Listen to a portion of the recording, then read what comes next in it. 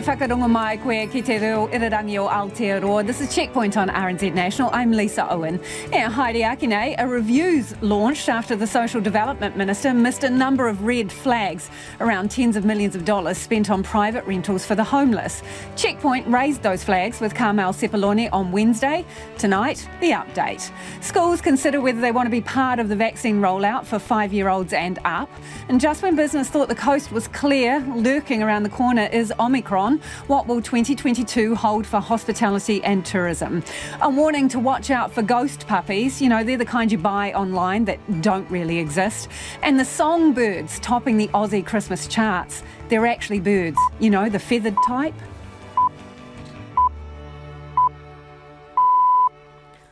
RNZ News at 5 o'clock. Kia ora, good afternoon. I'm Karen McCarthy. The results of genome sequencing on 2 passengers who travelled with the country's first Omicron variant case are due today. Kay Albert reports. 3 people on the same flight from Australia as the Omicron case have tested positive. 1 is confirmed with Delta and 1 could be an historical infection. The Ministry of Health says all of the passengers are being treated as close contacts and are isolating in a managed isolation facility. They have returned negative day 1 and 3 tests. There are 76 new community cases of COVID-19 today in Auckland, Waikato, King Country, Bay of Plenty, Rotorua and Taranaki. Today's COVID update also shows COVID-19 in wastewater samples taken in Napier on Wednesday. Airline passengers fear the ad hoc approach to vaccine pass checks and inconsistent policing of mask wearing are undermining the government protection framework.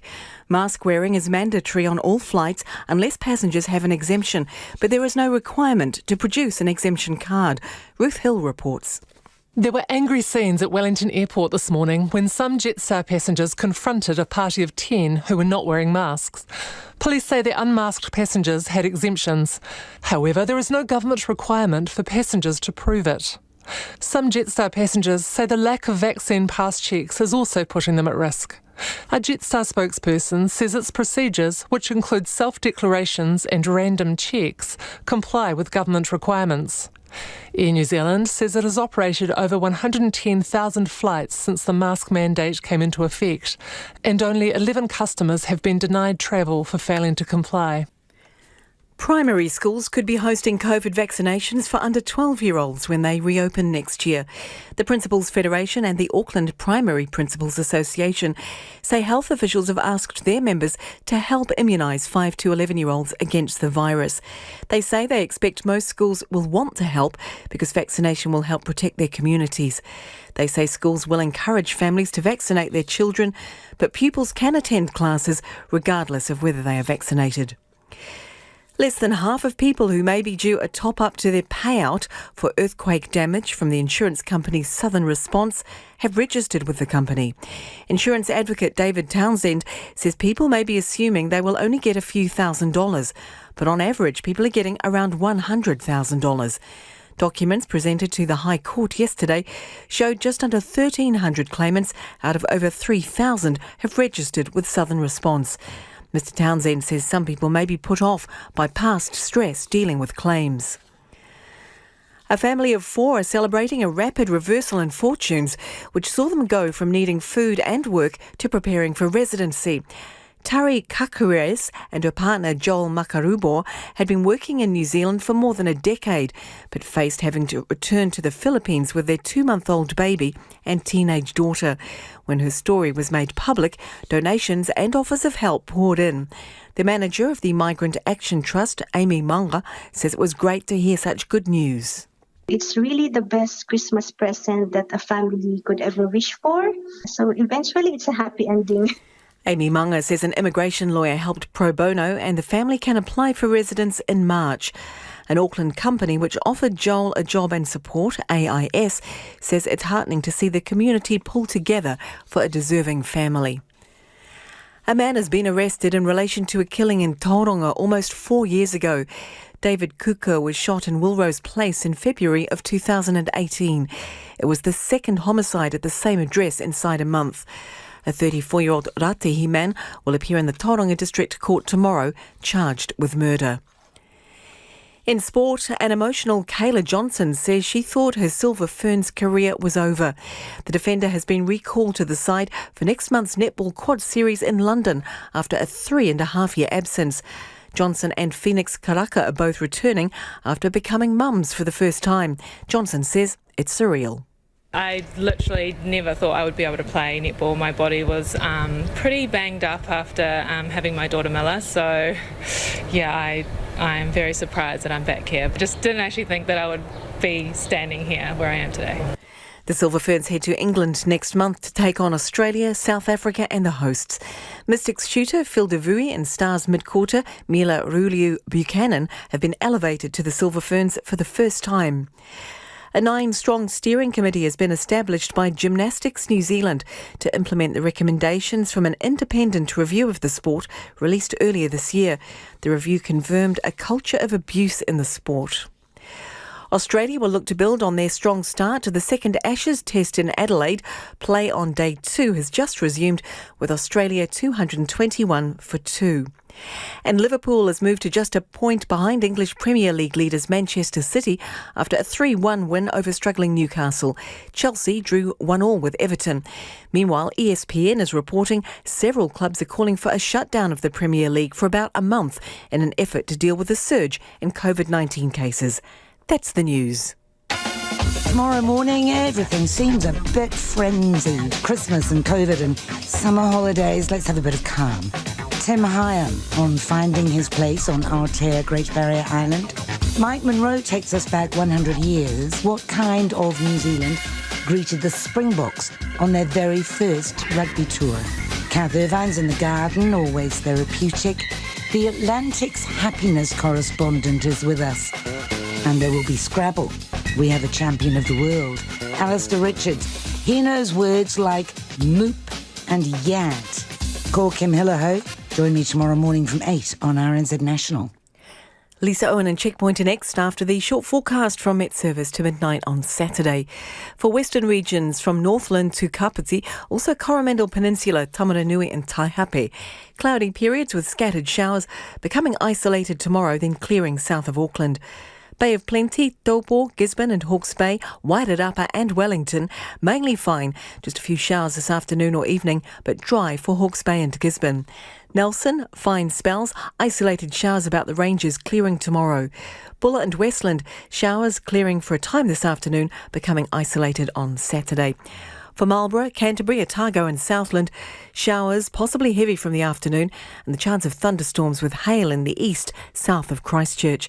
Showers clearing for most overnight or in the morning, but a few remain about the south coast. Fiordland, showers more frequent for a time this afternoon, and the Chatham Islands, cloudy periods with showers at times. I'll be back with the headlines at 5:30. It's 5:07. Nā mihi Karen, tēnā koutou katoa, no mai haere mai ki Checkpoint I tēnei rā, ko Lisa Owen tēnei. The Social Development Ministers launched an internal review after she missed numerous flags around multi-million-dollar spending on private rentals for the homeless. The Auditor-General this week criticised the spending, which saw the Ministry for Social Development pay out $37 million to landlords and property managers, despite having no checks or quality controls. Carmel Sepuloni says she only found out private rentals were being used for emergency housing in July last year, a month after payments had stopped. But emails sent to Checkpoint show she was contacted about the issue in May. Here's the Minister when we raised it with her earlier this week. I don't recall that email, and so we certainly would be interested in looking at it. And if you've got evidence to suggest that we found out earlier, then I would look into it. And if that was the case, then we would acknowledge that that was the case. But at this stage... So the Prime Minister actually, not only were you CC'd on this email on the 13th of May, this email from Silver Fern, as I say, who got twice as much money under the scheme than any other supplier. And the email discusses explicitly details of their contract and concerns. The Prime Minister's office passed that email to you on the 13th of May, saying it was covered by your ministerial responsibilities. So that's 2 months before you say that you were informed.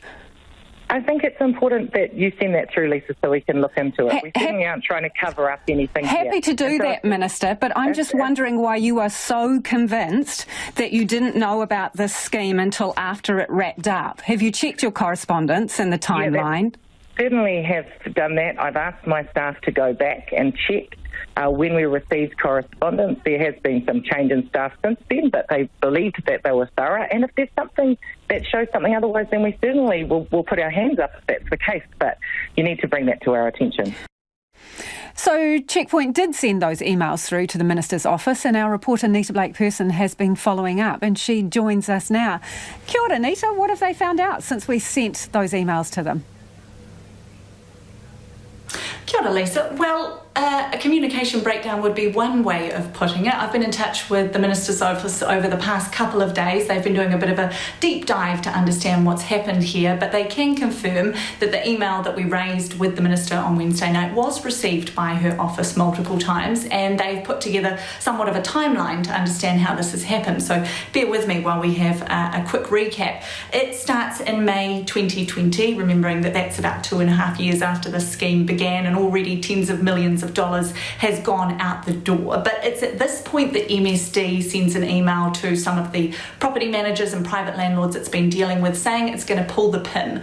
Emergency housing isn't going to work like this anymore. That prompts a very frustrated email from Silver Fern Property Services, who's been making a lot of money through this scheme, and that's the email that was sent to multiple ministers, as well as the Prime Minister and Minister Megan Woods. Now, both of those officers confirmed that email was sent on to Carmel Cepolone's office.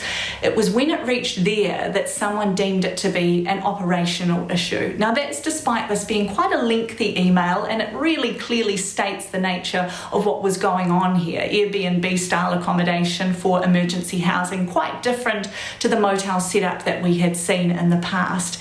But for whatever reason, MSD were the ones who were to deal with that, and they responded to the email on June 10th, but it never made it to the Minister. So, not escalated to the Minister at that point, despite the fact that the Prime Minister and another senior minister, Megan Woods, had forwarded it, saying it fell within Carmel Cepolone's ministerial portfolio. So, what is the Minister for Social Development saying about that?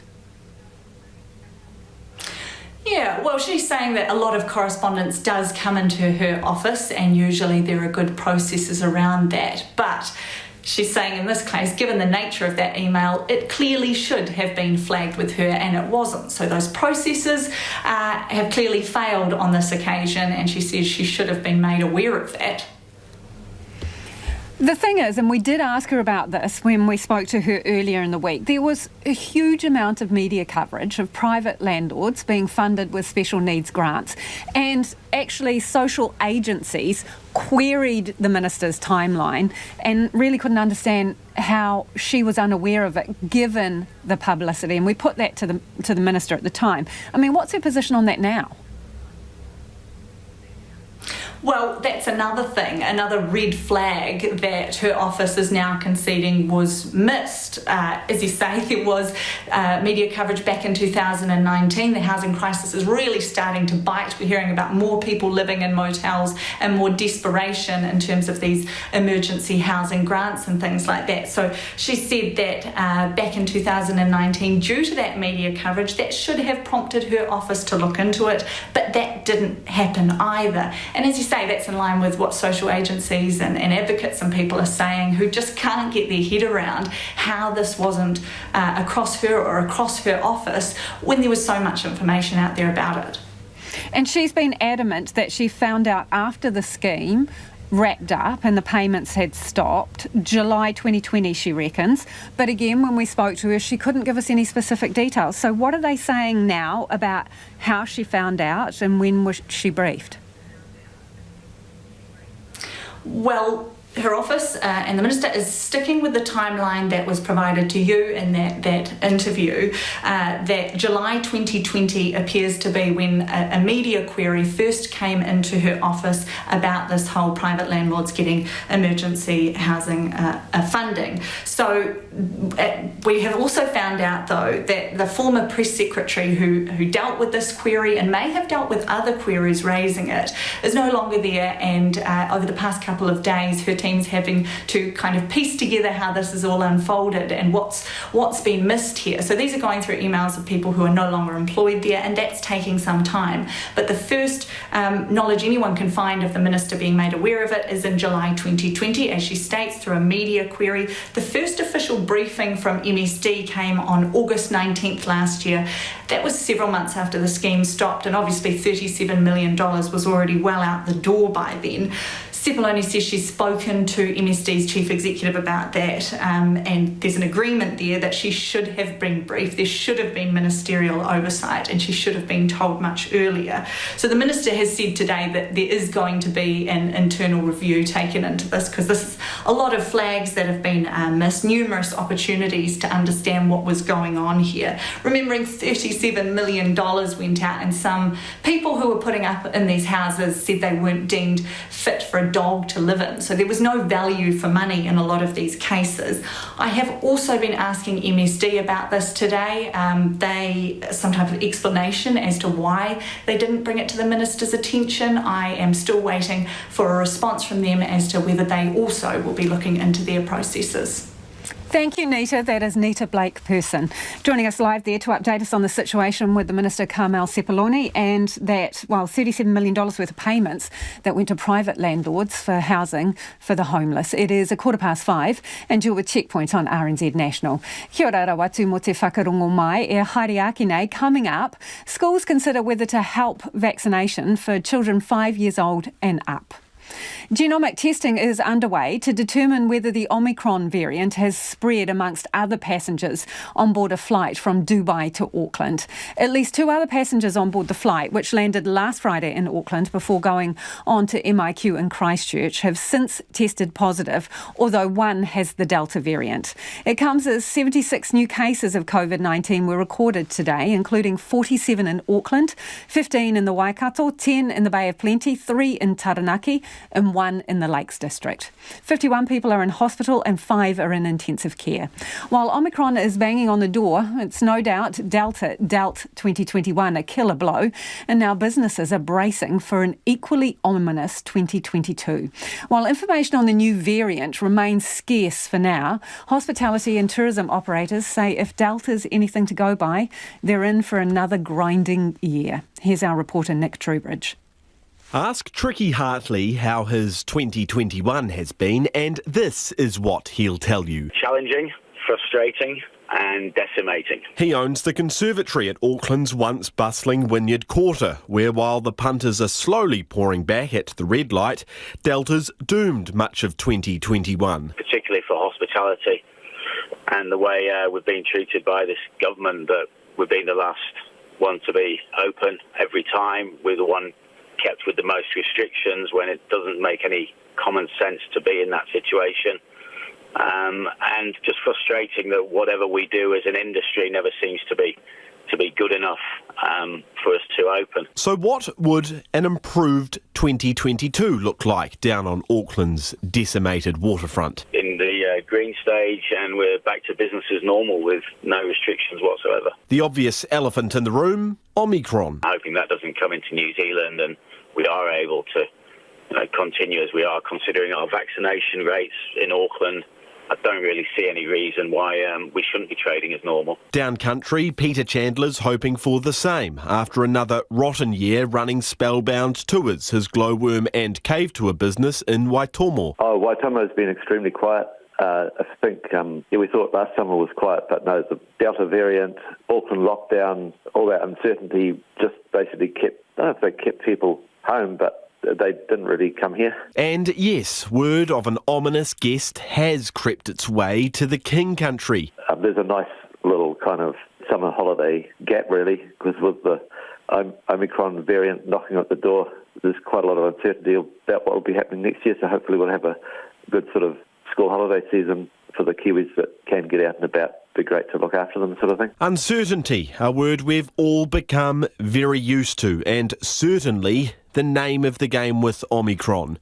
Dr. Matthew Hobbs is a co-director of the GeoHealth Laboratory and a senior lecturer in public health at Canterbury University. It's almost difficult for the population because we've kind of been told, you get your 2 doses and then we've got our Christmas and New Year and everything's going to be okay. But actually what we need to do now is we need to get those booster shots up, and we almost need a change of mindset so that when we do get the boosters, that will protect you from Omicron. He says the picture overseas is worrying. Multiple countries, South Africa, Denmark, the UK, now Australia, are seeing large, rapid outbreaks where the doubling time for cases is a matter of days. Now, what that means for countries around the world and New Zealand, for example, if it were to get into the community, is that you would see a handful of daily cases accelerate quite rapidly to thousands of cases within a month without intervention. New Zealand is different to those countries, still with rigorous border restrictions in place, but those are supposed to be loosening as we head into the new year.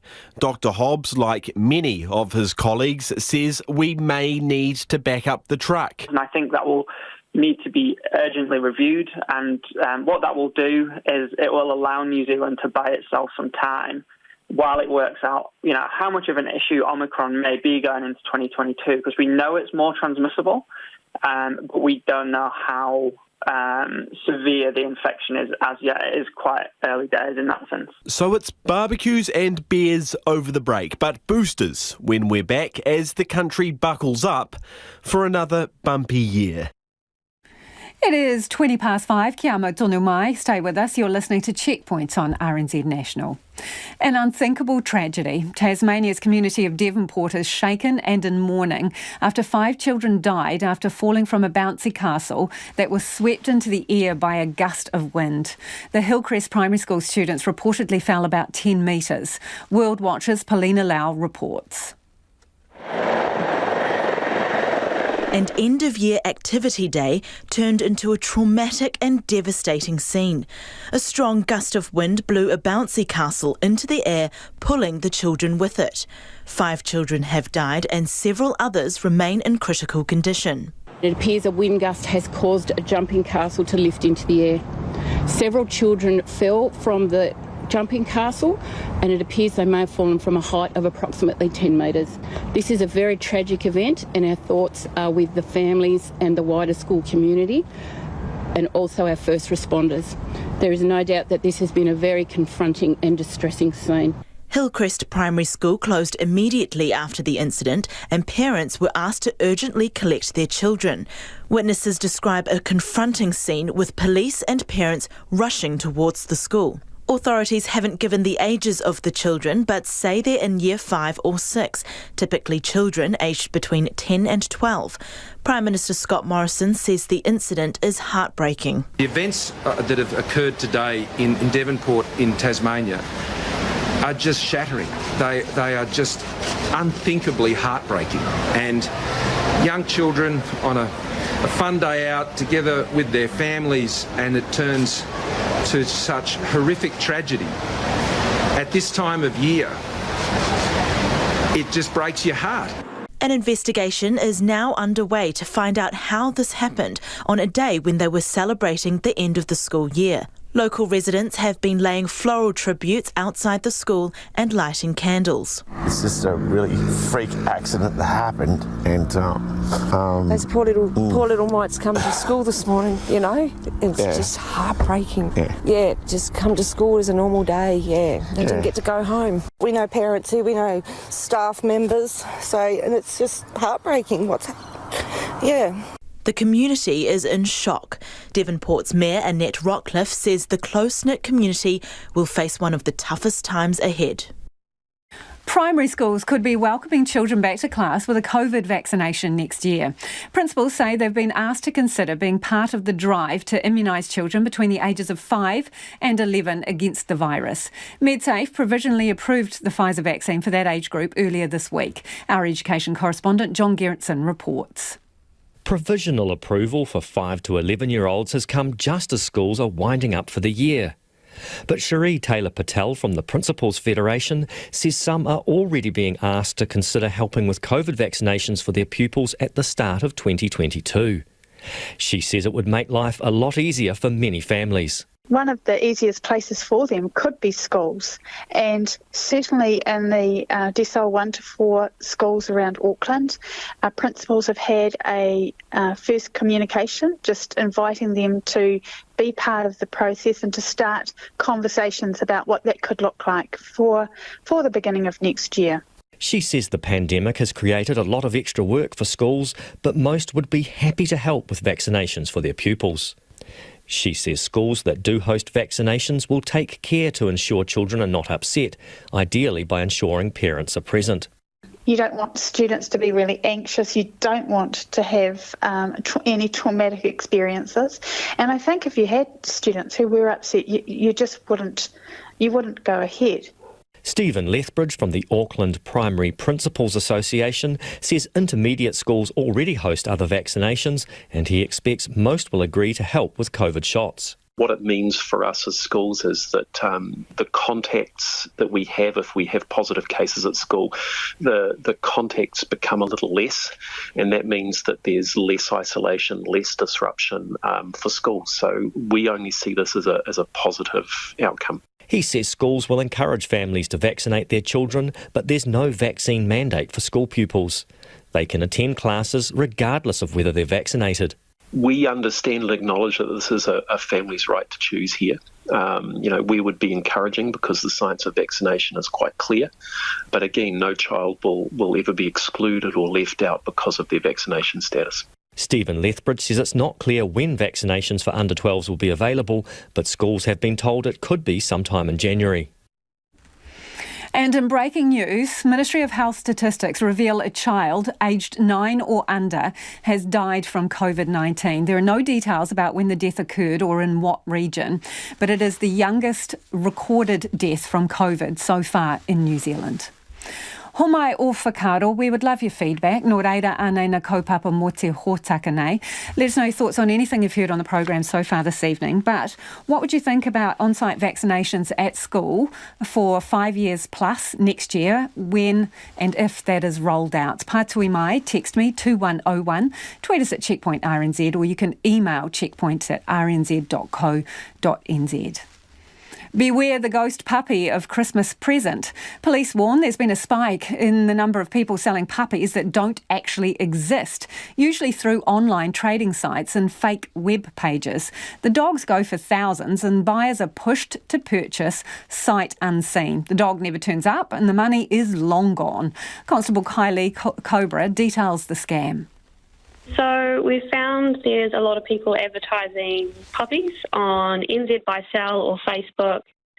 We found that there's also kind of a few websites that are advertising puppies for sale. They're waiting for people to approach them. So once someone approaches them, says that they're interested in a puppy, then it seems they're getting some kind of generic email back saying, thanks for your interest. Yes, we have all these puppies. What are you after? And a little spiel on the dog being toilet trained and house trained and fully vet checked and that kind of stuff. But there is no dog? No, there is no dog. So at what point do they start asking for money? So it seems that someone will register their interest. They'll come back saying, yep, these are the puppies we have. Which one are you interested in? All that kind of stuff. Once the person's chosen their puppy and hands over the money, it's usually bank transfer. Then they're asking for more money after that. So they're saying, thanks, we've received this. Oh, we now need money to ship off the dog and all these kinds of things. And it's not till quite a bit later down the track that we're finding victims are finding that they're being scammed and that there is no puppy and they've lost a lot of money. So Kylie, what are they asking for the dogs price-wise? Anywhere between $1,500 to $3,000 for these purebred puppies. Yeah, so they're not cheap. And are they targeting any particular types of puppies? Are they saying they've got particular breeds? Yes, we found there's a few on Facebook saying that they've got bulldogs or staffies, and then other websites are claiming that they've got an array of dogs and tell us what you're interested in and we'll come back to you with what we've got. Do you think these scammers are based here in New Zealand? It's hard to say. Their bank accounts that the New Zealanders who are being scammed are paying into are New Zealand bank accounts, but there's nothing investigation-wise at this stage to show where the money's going after that. If people are in the market for a dog, a puppy, what should they be looking out for? We found either you can inquire with your local vet in regards to a breeder, if you're after a specific dog or a purebred dog. There's a lot of dogs on Trade Me that Trade Me are really good at monitoring any kind of fraud and working with police.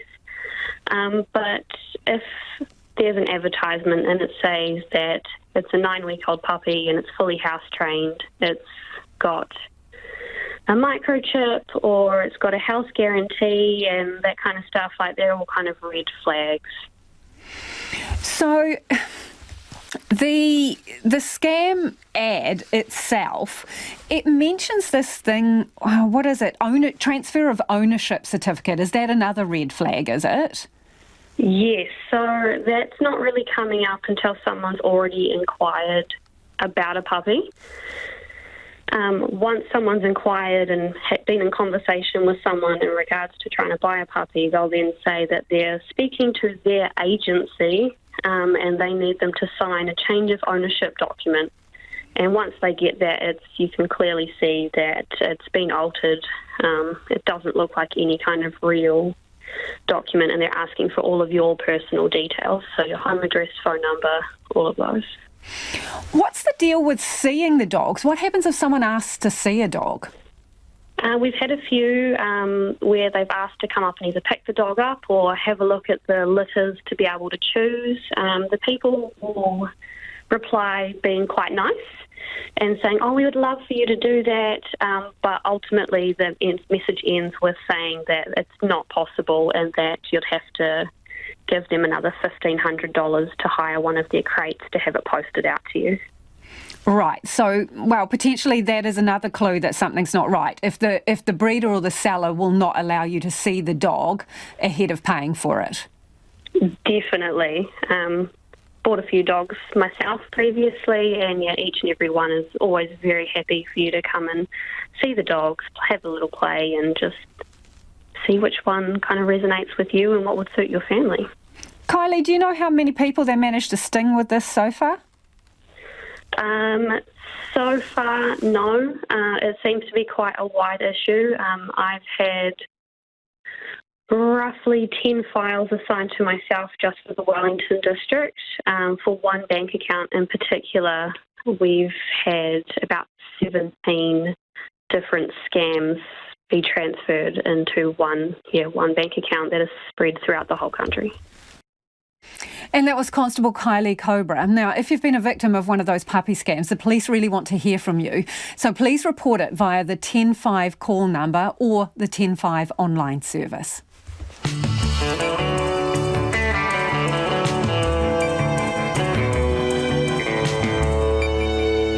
Kia ora, e te iwi e haere nei e Checkpoint. Millions of dollars is pumped into an athlete welfare service. We talk to you about the highs, lows and lessons of 2021 and the actual songbirds making the Christmas music charts. Homicide o whakaaro, we would love your feedback. Do get in touch. Don't forget you can text us on 2101, tweet us at Checkpoint RNZ or email checkpoint@rnz.co.nz. It is time now for the headlines. Ko Karen anō tēnei. Thanks, Lisa.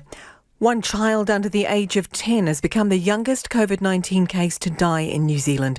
Ministry of Health figures show that as of today, there has been one death in the 0 to 9 age group. That age group had no deaths listed 24 hours ago. The results of genome sequencing on 2 passengers who travelled with the country's first Omicron variant case are due today. 3 people on the flight from Australia have tested positive. 1 is confirmed with Delta and 1 could be a historical infection. Primary schools could be hosting COVID vaccinations for under 12-year-olds when they reopen next year. Principals say health officials have asked them to help to immunise 5 to 11-year-olds against the virus. They expect most schools will want to help. Airline passengers fear the ad hoc approach to vaccine pass checks and inconsistent policing of mask wearing are undermining the government protection framework. The Social Development Minister has begun a review after she missed communications about multi-million-dollar spending on private rentals for the homeless. Less than half of people who may be due a top-up to their payout for earthquake damage from Southern Response have registered with the insurance company. Insurance advocate David Townsend says people may be assuming they will only get a few $1,000s, but average payouts are around $100,000. A man has been arrested in relation to the execution-style killing of a man in Tauranga almost 4 years ago. 52-year-old David Kuka was shot in Woolrose Place. It was the second homicide at the same gate par address within a month. And as you just heard, police are warning of an increase in online traders offering non-existent puppies for sale in the lead up to Christmas. Constable Kylie Cobra says red flags that the offer is fake include would-be buyers not being able to view the puppy, claims it is fully vaccinated and potty trained, and that it will be delivered by the seller's own delivery service. Those are the headlines. Our next news at 6. Kia ora rā e ho, no mai hoki mai. This is Checkpoint, ko Lisa Owen tēnei, ko taku hoa anai ko Nona Peltier, who is here in the studio to talk business. Now, Nona, let's start with business confidence. So it's soured ahead of the holidays? I'm afraid it has. I guess that's not really a surprise, given what the largest city has been going through with the ongoing lockdown, still at the red light there. So, yeah, headline business confidence is down 7 points in December, and their own activity is down 3 points. That's the more important number because it does indicate what they're doing, not just what they think about the economy. Yeah. And there's the confidence, basically, when you compare it to how we've done historically, its export intentions are under par. People have been experiencing higher costs to export their products, but also to import them. Yep. That's inflationary. People are a little bit worried about that because it doesn't, we always said, it's going to ease. It hasn't. It hasn't eased. And who knows how much longer it's going to go on. So basically, confidence is down, and that's not a very good sign for the economy. We've had some other indicators that suggest that things are going to be a little bit rough in the fourth quarter. We won't know that until, I guess, later in the new year. But yeah, keep an eye on that. We'll see what happens. Never mind. The rest of us are going to enjoy Christmas, right? Well, a break at least. At least a break. Okay, let's talk about the Financial Markets Authority, and they've given someone a bit of a telling off, have they, Nona? Yeah, so it's a mortgage. It's called Squirrel Money. They do peer-to-peer. Oh, yes. Yeah, we've heard of them, right? They didn't realize, according to them, that they were supposed to have their financial position independently audited every year, and so they just didn't do it. And then it occurred to them. So these are lenders, yeah, right? That's right. Yep. And then they thought, oh dear, no, we actually should be doing this. So they did. And the Financial Markets Authority said, well, okay, so you haven't been doing it for 5 years. You've done it this past year because you've realized that you've been remiss, but that's not good. And we're formally, ticking you off for that. So they got a warning. They got a warning. So they better smarten up, right? And they always do this really to let others know that they mean business. Yeah. And they're keeping an eye on things. Okay, speaking of keeping an eye on things. Keeping an eye on business. You had your peepers on the markets. What can you tell us? Well, I can tell you that we ended down 0.5%. That was a drop of 60 points to 12,718. I do want to make a mention about this company called Winton Land. It recently just listed on the market. Construction today. and housing. Yeah, that's right. They listed today. But look, it didn't set the market on fire, let's just say. Okay, so they listed, the issue price was $3.89. They ended down a couple of cents. But then the overall market's down, so perhaps it's not such a big deal. But we always like to see these companies debut and go rockets, right? But they didn't. No. Okay. The New Zealand dollar is also under pressure at 67.8 US cents, 94.6 Australian, and 50.9 pence. There's a lot of things going on in the world to worry the market. It's the Christmas Grinch, Nona Peltier with the business news. Thank you, Nona. Yeah, thank you, Nona. As I said, Nona Peltier with business news there. There are fears Queenstown's hurting hospitality sector may be brought to a screeching halt if a COVID case occurs among workers. The resort's hospitality sector is unique in its tight-knit nature, with many workers sharing in downtime and housing. Timothy Brown reports. The opening of the Auckland border and the return of visitors from the super city to the south has been seen as a godsend for Queenstown's struggling businesses.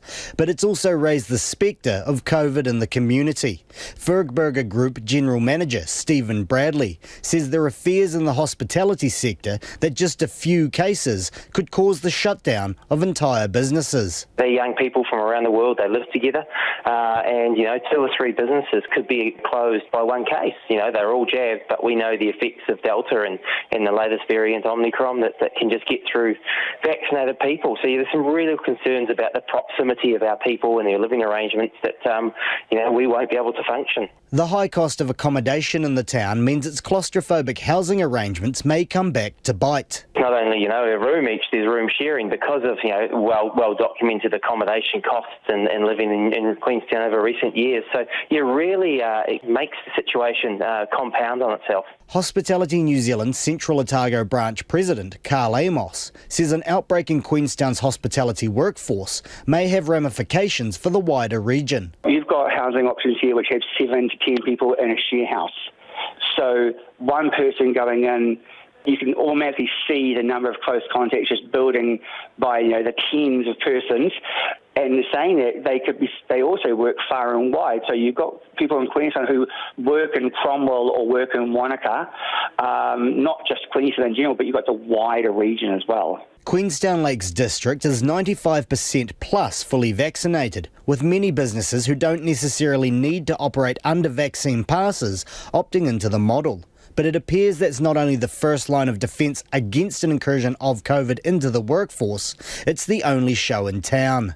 Queenstown Lakes Mayor Jim Bolt says businesses need to be planning now how they will manage the self-isolation requirements of staff.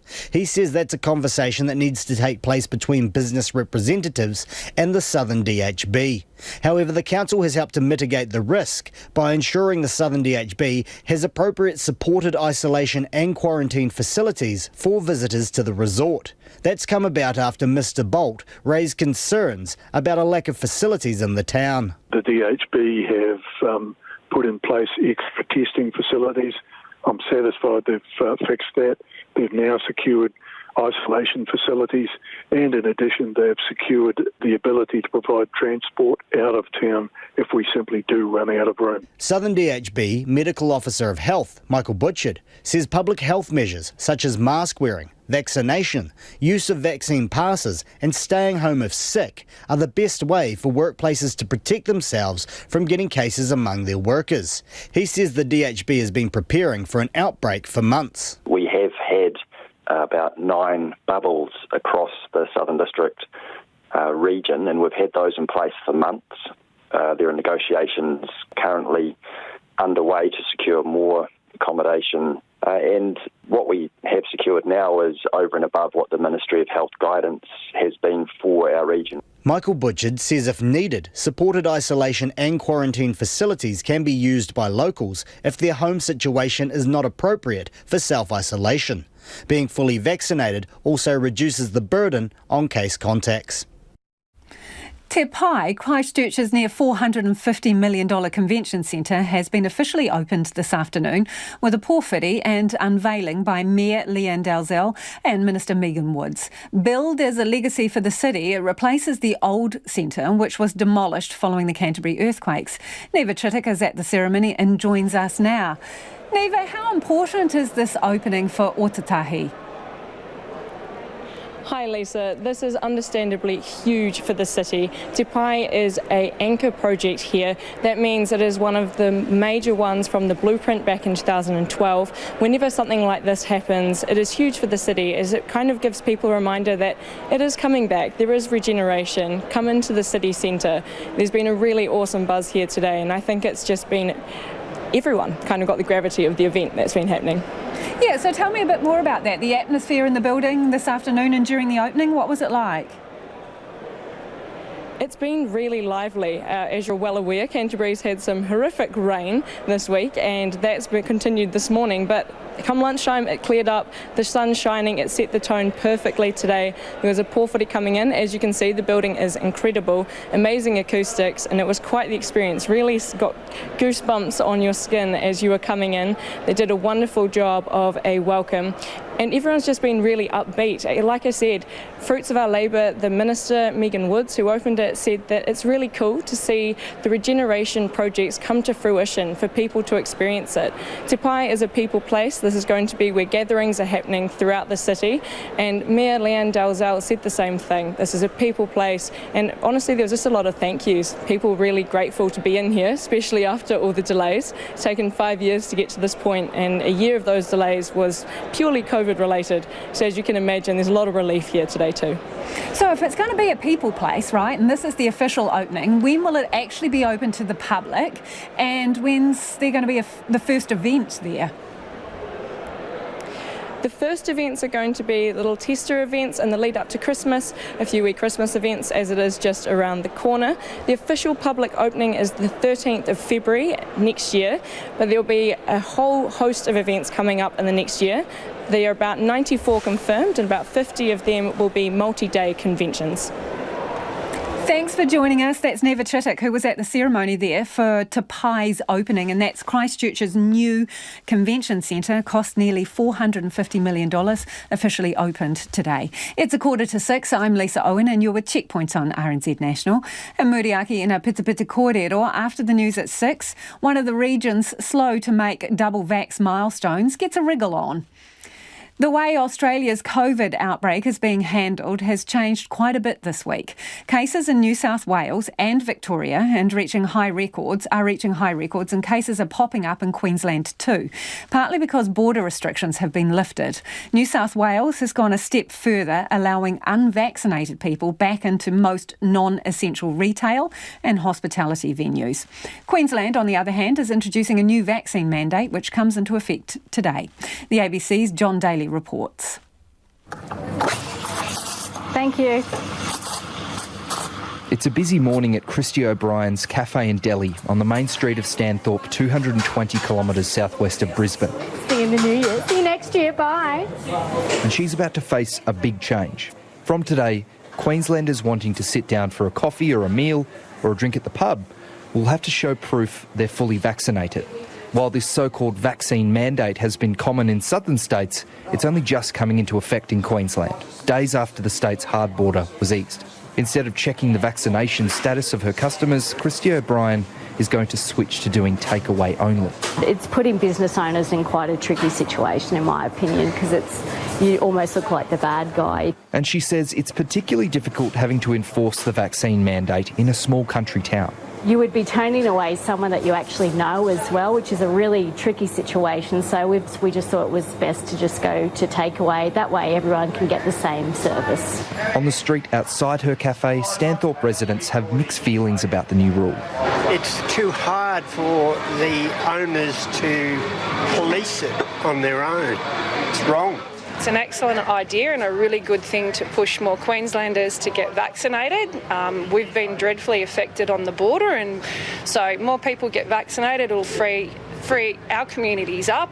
It's not Australia that I grew up in, and I just believe in civil disobedience. I won't go along with it, and I refuse to. Just over 82% of Queenslanders over the age of 16 are fully vaccinated. The Chief Executive of the Queensland Hotels Association, Bernie Hogan, thinks it's a high enough rate that most hospitality businesses won't notice a difference to their trade. There seems to be a concept that all these unvaccinated people are going to be storming the doorways of hospitality venues. We just know that doesn't happen. Queenslanders are now having to adjust to hearing a lot more about COVID infections, with cases in Brisbane, the Gold and Sunshine Coasts, Darling Downs, Townsville and Wide Bay. Bernie Hogan says the vaccine mandate provides hospitality venues with certainty. Even as people have come in over the last 4 days, the Queensland government have held true to saying, no, this is the system and there has to be a pathway out of hiding under the doona. Queensland Police will be patrolling popular entertainment and dining precincts, particularly this weekend, warning there are fines of more than $1,000 for individuals and almost $7,000 for businesses that don't comply. A sad story with a happy ending, one that touched Checkpoint listeners and galvanised actions for a penniless migrant family. Mother of two, Tari Karikes, was in lockdown in Auckland with a 2-month-old baby, her partner who had lost his job and no visa. But in a rapid reversal of fortune, they've been overwhelmed with offers of food, money and work and are now on a fast track to residency. Jill Bonnet reports. Tari Karikes had hit rock bottom and still cries when she recalls running out of money with a newborn baby and her partner out of work after a visa refusal. She started selling their belongings to make ends meet. Lockdown happened August. I'm panicking. Oh my gosh, I start panicking. The diaper is running out. The milk powder is running out. Everything. The fridge is running out, the food, the cupboard and everything. Her partner, Joel Makarubo, is an electrical engineer and couldn't get work again until his visa was decided. After more than a decade in New Zealand, they thought all was lost and they may have to return to the Philippines. Mike Milligan, co-founder of AIS Global, was among those who heard or read Tari's story. He says it got emotional as he met them to offer food parcels and money for rent and talked about work. He hired Joel the next day. Joel and Terry are a proud working family, and they're like, all we want to do is sort of get back onto our own feet. The company's also sponsoring other families this Christmas through its AIS Compassion movement and is preparing to send presents out to 150 children.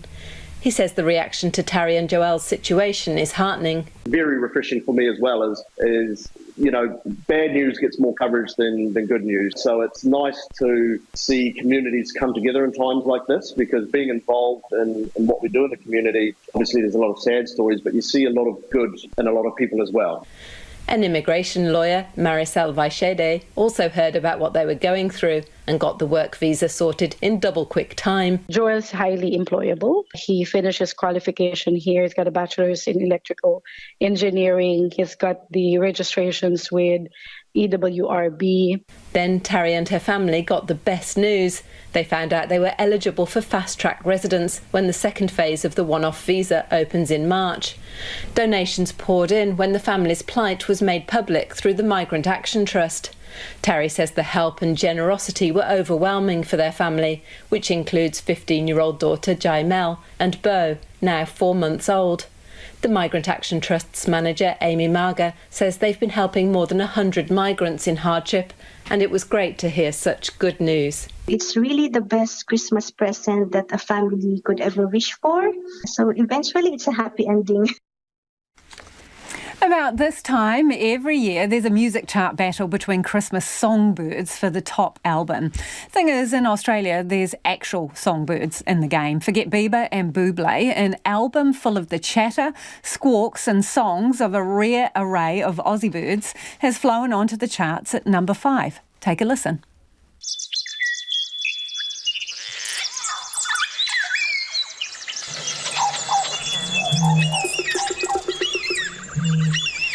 It's the result of a collaboration between the Bowerbird Collective and BirdLife Australia.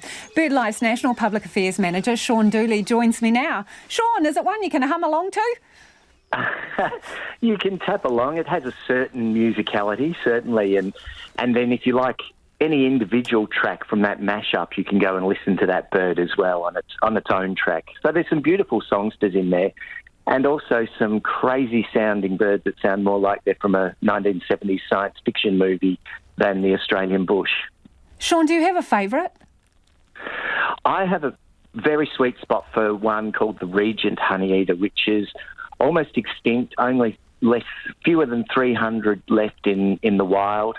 BirdLife Australia is currently involved in a release program of birds that were bred at Taronga Zoo in Sydney, and those birds are doing well and mingling with wild birds. But the poignancy of their song, it's a very simple song and slightly melancholic one, but very poignant because the birds themselves are forgetting their own songs. The young birds, the young males, use their song to court the females, However, there's so few male birds left for them to learn their songs from that they're having to resort to imitating other species. And, of course, the females aren't very impressed with that. And it's just another thing that's another impediment to the birds successfully rearing the next generation of regent honeyeaters. That's pretty sad and sobering. I mean, and it's also reflected in the title. What's the album called? Yeah, the album is called Songs of Disappearance. But while it's meant to be a celebration, an imagining of what the Australian the soundtrack to Australia is, and what we're losing. That's the thing. Having been to the conservation islands in New Zealand, where the air resounds with this beautiful bird song, I'm sure many New Zealanders are familiar with that sight or that sound of empty forests with no sound in them, unless there's been conservation action. And we're really worried that after this report that we've put out at BirdLife Australia, the action plan for Australia's birds shows that there were 96 more birds put onto the threatened species list or have become more threatened in the last 10 years. And we don't want our forests and our outback to go silent. So, in a nutshell, why do you think it's doing so well? Why is it resonating? Well, we've certainly got a great bird-loving community in Australia who have really rallied behind it, but I think people are responding to it on a personal level. There's something joyous yet sort of sad about it as well. So I guess it's the perfect Christmas album. It hits all the emotional buttons. And how tough was it to get them all recorded? Yes, some of these birds are very, very hard to find in the wild these days. Fortunately, we had the resources of David Stewart, who runs Nature Sounds, and he's been out in the field recording Australian birdsong for over 40 years, and he generously donated a lot of his recordings to this project. That's amazing. Hey, the other thing is, let's just take a moment, you can revel in it, ABBA, you're kicking their butt. Yes. And Bublé, who's that? Yeah, exactly. Squad goals achieved there. But I never thought I'd be associated with a top 5 album. And we believe that we're actually going to go higher this week as well because we've had such a great response from the Australian public. So, Adele, we've got our eyes on you. We're going to knock you off your perch.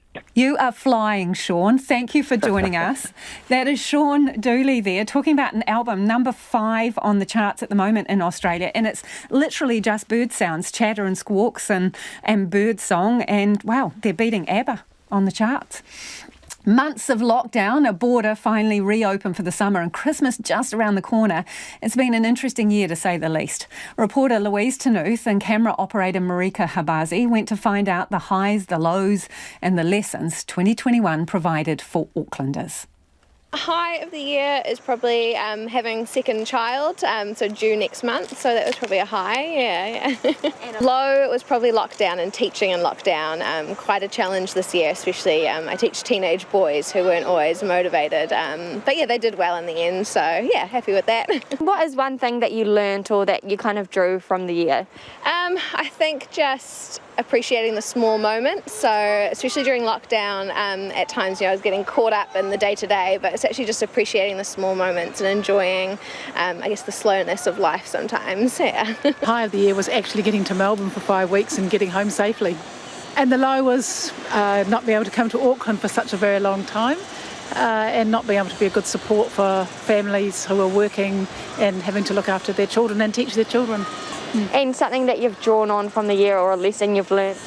That actually you can sustain your friendships and your family if you've got good internet via Zoom, and that's a nice way to keep relationships going in hard times. Probably just having extra time to spend with my son. And a low? The monotonous day-to-day routine. And being stuck at home, yeah. The low would have to be missing my grandchildren in Auckland because I live in Cambridge, so it's been a long time since I've been able to see them. And the high would be coming up last Wednesday to see them. And what have I learned? It's actually okay. Whatever happens will be okay. I think the lockdown probably just taught a lot of self-patience, to be honest, but it is what it is. I mean, we're here, we're alive, so Yeah. High for year this year for me is my the youngest daughter joined the daycare. I can back to work, and then we can gain some income, and maybe we're looking for buy a house.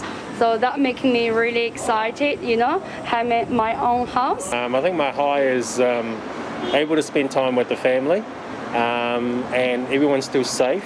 Low is definitely very, very difficult and challenging, and seeing people that don't have jobs or not working. Life's too short. Let's just be good about what we got, and don't fight over some small things. Louise Tanuth and Marika Habazi there on the streets of Auckland talking to people about their highs and lows and the lessons that they have learnt this year. Let us know what yours are. You can text us on 2101 or you can tweet us at Checkpoint RNZ. The email address is checkpoint@rnz.co.nz. Now, a lot of you are getting in touch about school vaccination, and this is about whether schools, they're considering at the moment whether to be involved, to have on-site vaccinations for 5-pluses when that is rolled out. It still hasn't got all the approvals yet. This listener says the meningococcal B vaccination campaign was successfully rolled out at school. Sue says our family will be the first in line to be vaccinated at school. Unvaccinated children can bring the virus home to adults. The science is clear. Vaccinations save lives. Shirley reckons it's an excellent idea, vaccinations for youngsters at school. And Sharon says, back in the 50s, when I was at primary school, I recall lining up for immunisations, a jab in the arm, followed by an oral polio one as well. Lots of you remember this, getting various different injections at school.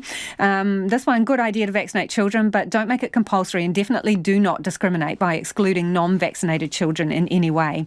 If adults are double vaccinated, children should not have to be, and it's time we just started living normally again. If you're not vaccinated, that's fine, as vaccinated people will be protected anyway. Poppy says vaccinating at school, really sensible idea, and she also recalls the polio vaccinations that they used to get. Others recalling TB jabs in the 60s. We just had to get our parents to sign a letter of permission, says Joe. RNZ News at 6 o'clock. No mai, haere mai. Good afternoon. I'm Karen McCarthy.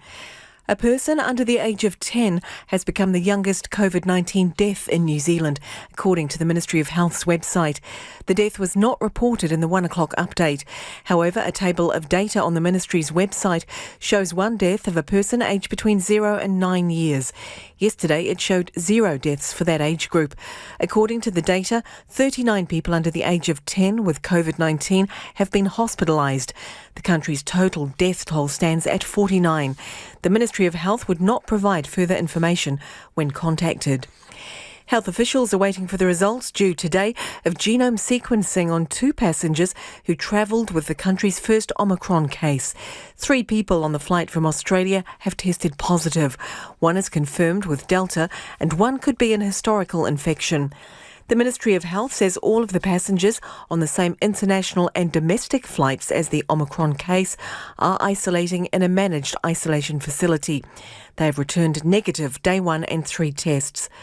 There are 76 new community cases of COVID-19 today. They are in Auckland, Waikato King Country, Bay of Plenty, Rotorua and Taranaki.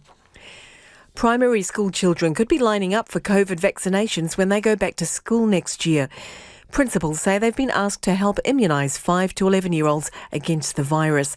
Our education correspondent John Gerritsen reports. MedSafe has provisionally approved the Pfizer vaccine for 5 to 11-year-olds just as schools are closing for the year. But the Principals Federation and the Auckland Primary Principals Association say health officials are talking to their members about rolling out the vaccine to that age group next year. They say schools will be happy to help because vaccination will help protect their communities. Schools will encourage families to vaccinate their children, but students can attend classes regardless of whether they're vaccinated. President Biden is warning the Omicron variant is going to spread more rapidly in the United States and that unvaccinated Americans face a winter of severe illness and death. He's urging people to get vaccinated or boosted as quickly as possible. Omicron is here. It's going to start to spread much more rapidly at the beginning of the year, and the only real protection is to get your shots. If you get 1 shot, if you haven't gotten it yet, that'll help. If you're at the point where you have everything, including your booster, you're in really good shape. So move now. Move now. As of yesterday, only 1 in 6 people in the US are fully vaccinated and boosted against COVID-19, leaving hundreds of millions at risk. A family of 4 is celebrating a rapid reversal of fortune, which saw them go from needing food and work to preparing for residency. Tari Karikes and her partner Joel Makarubo had been working in New Zealand for more than a decade, but faced having to return to the Philippines with their 2-month-old baby and teenage daughter. When her story was made public, donations and offers of help poured in. An Auckland company which offered Joel a job and support, AIS, says it's heartening to see the community pull together for a deserving family. Less than half of people who may be due a top-up to their payout for earthquake damage from insurance company Southern Response have registered with the company. Insurance advocate David Townsend says documents presented to the High Court yesterday show just under 1,300 claimants out of over 3,000 have registered with Southern Response. Mr Townsend says some people may be put off due to past stress dealing with insurance claims. They want to take the path of least resistance, and if they're thinking there might only be a couple of $1,000s in a claim, they don't bother with it. But what I'm finding of the few people that I've assisted is, it's a roughly around $100,000 value per claim. David Townsend says the most difficult part of the process has already been tackled by the High Court action taken by Carl and Alison Dodds. The grand opening of Te Pai, Ototahi's long-awaited convention centre, got underway this afternoon. The convention centre is one of the rebuild anchor projects with a cost of nearly $500 million following the Canterbury earthquakes. Puamiria Parata-Goodall, who advised the architectural team on Māori values and narratives, says Te Pai reflects both its Ngāi Tahu and European history. Te Pai will be open to the public from February the 13th next year. That's the news. G'day. This week on Country Life, a passion for growing grapes naturally has a happy ending. In that relationship with the plant, with the wine that the plant produces, there's something that comes back to us in a glass of wine that says, not trying to be sentimental here, but there's a love that comes back. Country Life, Friday night after the news at 9 and Saturday morning after the news at 7 on RNZ National. Lisa Owen and Checkpoint back in a minute after the short forecast from Met Service to midnight Saturday. For western regions from Northland to Kapiti, also Coromandel Peninsula, Tamaranui and Taihape. Cloudy periods, scattered showers, becoming isolated tomorrow, clearing south of Auckland. Bay of Plenty, Taupo, Gisborne and Hawke's Bay, Wairarapa and Wellington. Mainly fine, just a few showers this afternoon or evening, but dry for Hawke's Bay and Gisborne. Nelson, fine spells, isolated showers about the ranges, clearing tomorrow. Bulla and Westland, showers clearing for a time this afternoon, becoming isolated tomorrow. For Marlborough, Canterbury, Otago, Southland, showers possibly heavy from afternoon, the chance of thunderstorms with hail in the east south of Christchurch. Showers will clear for most overnight or in the morning, but a few remain about the south coast. Fiordland, showers more frequent for a time this afternoon, and the Chatham Islands, cloudy periods with showers at times. It's 6:06. Nā mihi, Karen. No mai hoki mai. This is Checkpoint ko Lisa Owen tēnei. Millions of dollars is being pumped into athletes' well-being to make sure top performers are looked after. It says High Performance Sport New Zealand acknowledges not enough has been done to cater for elite athletes' well-being. In a major funding shake-up, it's also investing in more sports that everyday New Zealanders can relate to rather than just the sports most likely to medal. Felicity Reid reports. Under High Performance Sport New Zealand's new investment model, there is more money split between more sports and more athletes. HPSNZ has announced $131 million of investment until the end of the 2024 Paris Olympic cycle, including $7.4 million for wellbeing initiatives. CEO Raylene Castle says it's a holistic investment because the organisation has found financial pressure as one of the biggest challenges athletes face when it comes to their well-being. We need to make sure they feel safe and supported, as well as perform. So it's not an either or, it's an and. People need to be able to train and perform at their highest level and have the wellbeing support they require. Cycling New Zealand is in turmoil off the track, but the sports funding has only dropped marginally to nearly $5.2 million, still making it the second highest funded of the 44 sports, behind rowing. Castle says investment was judged on the athletes' potential, not the ongoing investigation into cycling. It is also important that even when sports are in difficult times, that we ensure that the sport and ultimately the athletes get the support that they need. And the funding for cycling is conditional on the outcomes of the review that's underway. Doesn't mean that their funding will be reduced. It means that the allocation of the emphasis of that funding might change once we see the outcomes of the review. HPSNZ is putting $19 million into support services such as psychology, strength and conditioning, nutrition and medical. High-performance athletes will also get access to new wellbeing managers. Which sports will get a dedicated wellbeing manager is yet to be determined, and athlete feedback will be taken into account, Castle explains. Rowing and cycling have put in a specific request. I think that's also part of the thinking around what the cycling review will find, which is that it may not be specifically only with cycling, it might be the Cambridge environment, because we do have cycling, rowing, canoe, tri, all based in one location. So there might be a more effective or more group way to approach a wellbeing hub in Cambridge.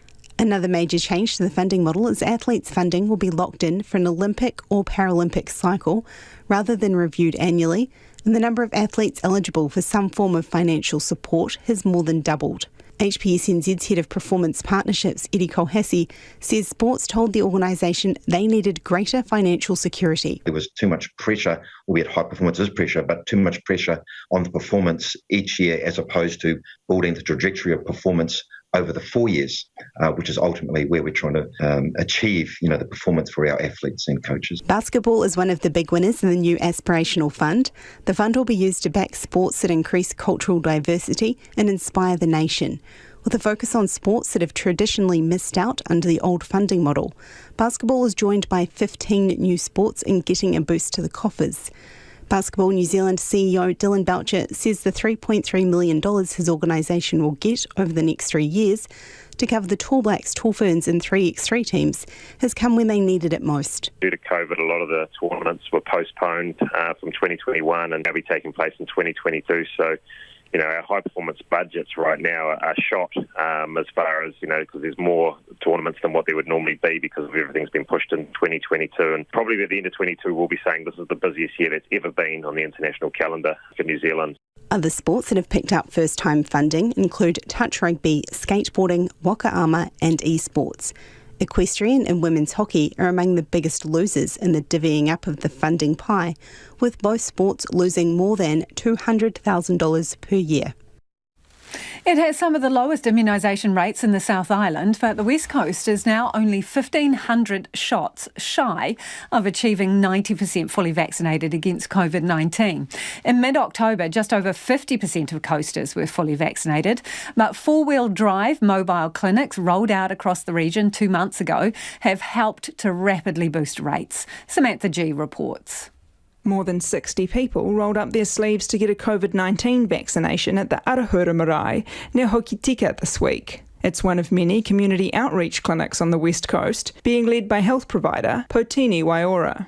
Before the mobile clinics were established in early October, 46% of Māori on the West Coast were fully vaccinated, but as of mid-December, that figure had grown to almost 75%. The health organisation is owned by Ngāi Tahu, and Kaiwhakahaere Lisa Tumahai is thrilled with what the team has achieved in a short time frame. There's a lot of whānau that are anxious, but once our team sits and talks with them, we have been able to encourage people, once they're well informed, to be vaccinated. There are still a hard group who are likely not to be vaccinated, but we'll still look at how we can ensure those people understand how to care for themselves living with COVID in the community. West Coast Māori in the 20 to 49 age bracket have been slowest to take up the vaccine, with around 65% fully vaccinated. Lisa Tumahai says many did not have confidence in the health system, and some were grappling with misinformation. We've got to work hard in partnership with iwi, with Māori, with Pacifica and our ethnic minority communities so that we can build that trust and confidence of the community in the systems that we're preparing to stand up and be there for families as we prepare and then do live with COVID in our community, because it will come. There are certain towns on the coast where vaccination rates remain low, and one of those is Reefton. It falls within Ananga Hua, where just over 80% of people are fully vaccinated. West Coast COVID-19 vaccination program outreach team leader Sophie Carey says it's regularly holding pop-up clinics in areas with slow uptake. The coverage in Reefton has been a bit lower than other parts of the West Coast, and some of that might be less motivation or people less willing to come into town to visit a static clinic. So what we've done is tried to have a presence in Reefton over the last little while, particularly the last couple of months, that's a bit more frequent than what we were doing earlier in the year. Sophie Carey says it gives people time and the opportunity to ask questions. Some people don't want to come in and get vaccinated immediately. Some people just want to come forward and talk about the vaccine and their own health and what that means for them as an individual. And certainly in places like Karamea, that's definitely been a theme, and I've spent lots of time talking with people as individuals about the decision to get vaccinated and what that means for them. Buller's Mayor Jamie Klein expects there will be some apprehension when COVID finally does arrive in the town, but says the coast's vaccination rates are a downside better than what they were 3 weeks ago. I think we're definitely at the stage the people that aren't done are those who are choosing for whatever reason not to. There's certainly been plenty of opportunity and a lot of effort gone into to meeting the needs of people who want to be vaccinated one way or another, so right down to sort of individual households. So far, more than 90% of West Coasters have had at least one dose of the COVID-19 vaccine. To the UK, where the under-pressure Prime Minister Boris Johnson has seen his Conservative Party lose an electoral seat held for almost 200 years. A by-election's been held in North Shropshire, which saw a Tory 23,000 majority decimated, with the Liberal Democrats winning by more than 5,000 votes. Here's what new MP Helen Morgan had to say. Tonight, the people of North Shropshire have spoken on behalf of the British people. They've said loudly and clearly, Boris Johnson, the party is over. Your government, run on lies and bluster, will be held accountable. It will be scrutinised, it will be challenged, and it can and will be defeated. These are testing times for our country. Our NHS, as we know too well here in Shropshire, is teetering on the brink. Our rural economy is in a precarious state with people's livelihoods at risk. Our country is crying out for leadership. Mr Johnson, you're no leader. It caps a week of challenges for the British Prime Minister with a huge rebellion over his Plan B COVID restrictions, on top of resignations and rows over Christmas parties held in Downing Street during last year's lockdown. And there has been speculation that losing this traditionally safe seat could see a vote of no confidence brought against Boris Johnson. It is 6:15. You're with Checkpoint on RNZ National. Chinese authorities are arresting people in Hong Kong who are urging a boycott of elections this weekend, the first major polls since a political purge in the city. China's Communist Party is worried people won't bother showing up to the polls, and they can't be blamed. The system has been changed to ensure China's preferred candidates win, but it is illegal not to vote. The ABC's Bill Birtles has the details. Election posters and slogans are covering the streets of Hong Kong, but there's something different this time. Apathy, resentment and expectations of a foregone conclusion. In response to mass protests 2 years ago, China's government has overhauled Hong Kong's electoral system to completely rig it. No candidate can run unless a committee of Beijing loyalists approves them first. Opposition candidates deemed insufficiently patriotic have been disqualified. And to top it off, Hong Kong voters will now elect less than a quarter of the seats in their local parliament. The rest are being selected by pro-government committees and special interest groups, under changes designed to ensure only patriots govern Hong Kong. Local politician Junius Ho, an outspoken government supporter, recently told Chinese state TV he's fully on board with the changes. We need to perfect our election system in the sense that to eliminate any risk or minimize any risk that there might be coup by people who are not really patriotic, but using the tricks to cheat the power away. The Patriots-only electoral rules is just one part of the huge change China's government has unleashed on Hong Kong. Many of the city's pro-democracy leaders are now in jail, on bail or in exile after national security police charged them with the political crime of inciting subversion. Ted Hui was until last year an elected member of Hong Kong's parliament in the pro-democracy camp. But he fled into exile last year as the Beijing-directed purge of the opposition began. He now calls Adelaide home. So it's also ridiculous when you eliminate all the dissent from the system and you still expect a high turnout in the elections. And I think it just doesn't make sense. It's not possible. In a sign of how concerned Chinese authorities are about voters shunning the rigged poll, they changed a law in Hong Kong this year outlawing the incitement of a boycott. Despite being beyond their reach in Australia, Ted Hui received an arrest warrant from Hong Kong police last month after calling for people to not vote. The pro-Beijing candidates don't have any opponents.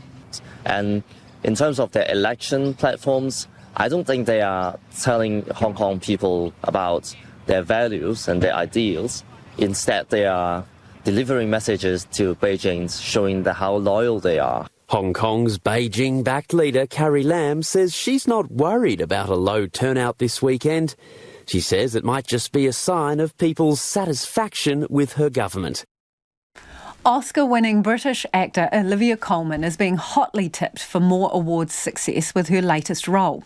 In The Lost Daughter, she plays a lonely professor who goes on holiday to Greece. A series of incidents leave her looking back and thinking about the ways motherhood has impacted negatively onto her life and career. The film also marks the directorial debut of the American actor Maggie Gyllenhaal. The BBC's Colin Patterson has been speaking to them both in London. Children are a crushing responsibility. Happy birthday. Olivia Colman in The Lost Daughter, a film which explores motherhood. I had never played a part like that before, and I don't recall seeing a woman like Leda depicted on screen before. And just searingly honest, the depiction of not necessarily being a great mum.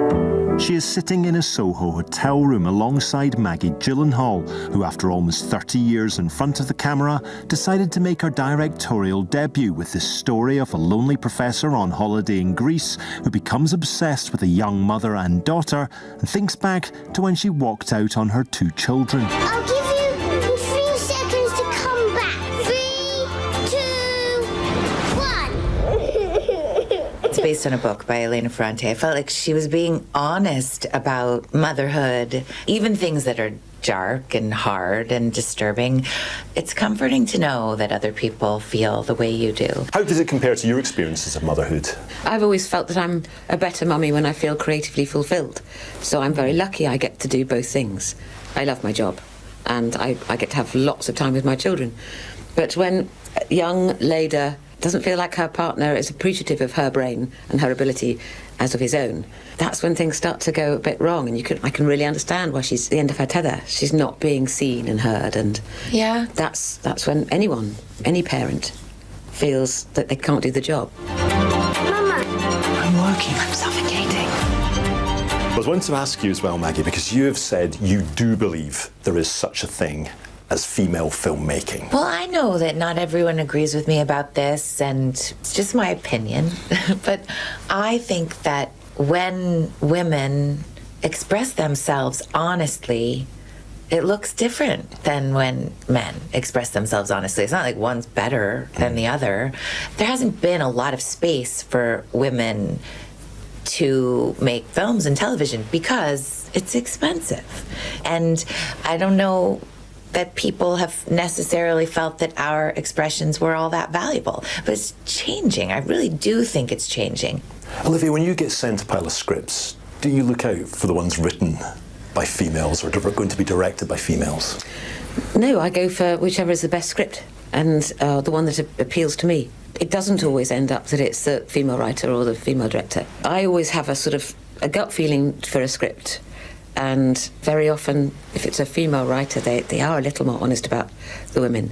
Instead of that narrow measure of emotions, it's, a bit messier. The ugly, the angry, the filthy, the funny, the everything. The Lost Daughter is expected to do well this awards season. At the Gothams in New York, it was named Best Film, and Olivia Colman won Best Performance, which Maggie Gyllenhaal collected on her behalf. Just one problem. So you've flown from the States to the UK. Did you remember her trophy? Oh, Maggie! It's really heavy. I'm telling you, it was like you could work. This is the perfect I have no idea chance. where it is. Sorry, so sorry. The Lost Daughter, the Lost Award, but a film set to find success. If you are just joining us, the Ministry of Health statistics reveal a child aged 9 or under has died from COVID-19. Now, there have been no further details about the death, when it occurred or in what region, but it is the youngest recorded death from COVID so far in New Zealand. Now, the Ministry of Health says it intends putting out an update later this evening with more details. Our news team will keep you posted. Let's take a turn in another direction. Well, we're nearly all done for the year. No one thought it could be worse than 2020. But for many it was. A lot has happened this year. So much we could never dream to pull together a best of the show. So we've taken you to multiple breaking news conferences, spoken to COVID-19 Response Minister Chris Hipkins more times than we can possibly count, covered disasters and attacks, and also had some laughs. So here are a few key moments from the year. 3 people have been critically injured in a stabbing at Countdown Supermarket in central Dunedin. A customer or a person in our store stabbed 5 people, including 2 of my team, who are both very critically unwell and in the hospital at the moment. We're seeing the Prime Minister approaching the podium in Wellington. She's accompanied by the Director General of Health. Cabinet has met this afternoon and made the decision that New Zealand will move to Alert Level 4 from 11:59pm tonight. A visit to an Auckland supermarket has turned fatal. 1 man is dead and at least half a dozen people have been wounded, 3 of them critically. There's a lot of distressed and shocked people here at the scene this afternoon. I saw this guy running around, attacking people. It was just absolutely horrific. The South Island is effectively split in 2 tonight, with a key link in State Highway 1 closed. He's got family over there. He's what, going to go under the bridge? Yeah, he's going to go under the bridge and that. He's taking the risk. Right now, this is what people are doing. A man wearing jeans, a fleece and a backpack attempts to walk under the closed bridge before security chase him down. Right under there. For most New Zealanders in their 70s, homelessness isn't something that crosses the mind. But one Papatoetoe tornado victim is facing exactly that. We'll start a new life. Start a new life. It's a new beginning altogether for me. Whaapio, or Fab for Fabulous as she likes to be called, lived in a modest flat at the rear of a section on Hayward Road until that fateful day on June 19. There's this big, huge lightning and then bang! And all the window was shattered onto my bed. Right, all right. And the lounge too was, the glasses were broken. The Under Pressure Ports of Auckland Chief Executive has met with union officials for the first time since a scathing health and safety report was released. Mr Gibson, it's transparency that's been a huge issue around Ports of Auckland. Can we just ask you a few questions? There's been a lot happen since we've last spoken to you. Particularly around your viability in your position, Tony. Are you the right person to still be in that job, do you think? No comment.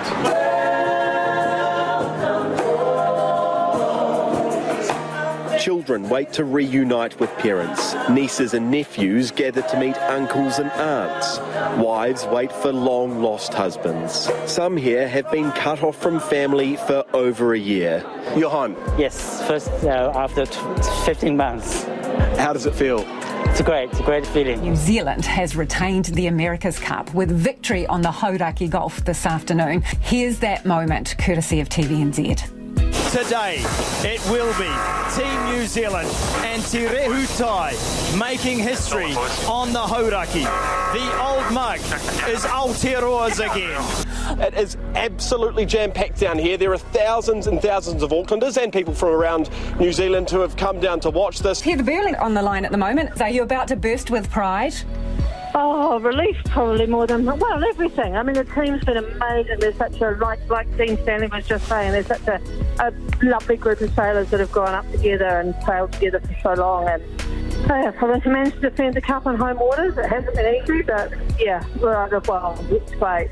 On top of the world, our best team ever. Redemption for the Black Caps on the world stage after beating India to take the inaugural World Test Championship. The ICC World Test Championship winners, New Zealand. It's been a golden day for New Zealand athletes in Tokyo. Lisa Carrington is on top of the world, winning a third gold medal in the same event in 3 consecutive Olympics. I think she had it won in the last 50-odd metres, and so maybe some early celebrations started. But yeah, just relief, happiness, just so stoked for it. His swimmers broke records, but he almost broke the internet with a personal best for freestyle celebrations.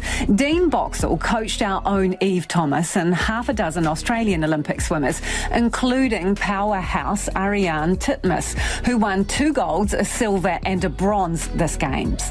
Boxall almost self-combusted. I did not hunt that ramen. Wow, listening back to that, really, did the America's Cup happen this year? I don't think I would have guessed that if you'd asked me. It has been a remarkable 12 months. Now, before we head off, some of your last comments on things we've had on the program today. Overwhelmingly, the feedback that we've had about whether schools should get involved in vaccinations is yes, yes, yes. And a lot of you relaying your memories of being vaccinated at school for polio. I went through primary school during the polio campaign. Everyone got it. There was no option to say no. I think we all got the same needle, says Brian. I hope not. And this one, I have 4 friends in the UK whose kids have brought COVID back from school. Luckily, all vaccinated and all recovered. But kids getting vaccinated is a no-brainer, says Cindy. On the subject of puppies and the scam, which is basically ghost puppies, you buy them online but the puppies don't exist. This listener says the SPA has the very best dogs. Get a rescue dog, they say. Someone else says we don't regulate breeders here in New Zealand, which means there are a lot of practices which are not good for purchases of actual puppies. So I didn't know that one. That might be something we can look into next year. That is pretty much it from us this year. The Late News team will keep you updated throughout the night. That's Checkpoint in 2021. Can you believe it? We'll be back in late January. Whatever you're celebrating this summer, do it well and stay safe. We really appreciate you tuning in. RNZ News headlines at 6:30. A person under the age of 10 has become the youngest COVID-19 death in New Zealand, according to the Ministry of Health's website. Health officials are waiting for the results today of genome sequencing on 2 passengers who travelled with the country's first Omicron case. UK Prime Minister Boris Johnson has seen his Conservative Party lose an electoral seat held for almost 200 years.